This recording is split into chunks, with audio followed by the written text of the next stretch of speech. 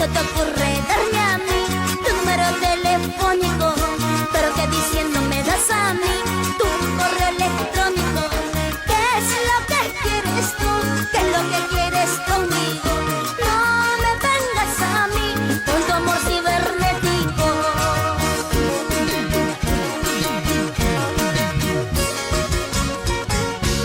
Quiero navegar contigo, Rosita. Mi amor es cibernético, pero también sincero. ¿Sincero? ¿Por dónde? Así son todos los jugadorazos como tú. Manos peruanas se elevan y aplauden a Rosita de Espinar. Y palmas, y palmas, y palmas, palmas, palmas.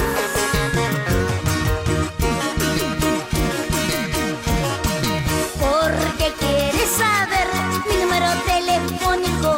¿Para qué quieres saber mi correo electrónico? Seguro quieres jugar, conmigo vas a perder. Por celular no podrás, por internet tampoco. ¿Cómo se te ocurre darme a mí tu número telefónico? Pero que diciendo me das a mí tu correo electrónico. ¿Qué es lo que quieres tú?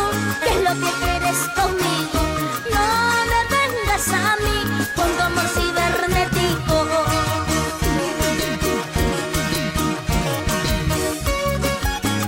Un momentito, Rosita. Jugador yo, ¿por qué? Jugador sería bonito. Eres jugadorazo. Y escucha lo que te voy a decir. Jugador, usurpador. Jugador, usurpador.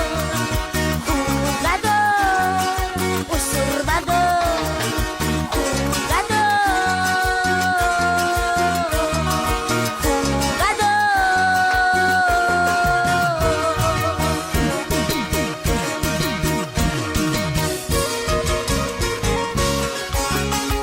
La elegancia de Crispín Alegría.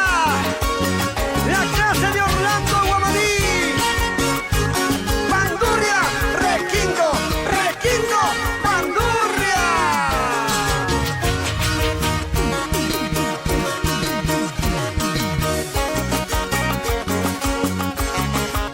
Y como ya se hizo una costumbre, gozamos y bailamos con los fabulosos del sur.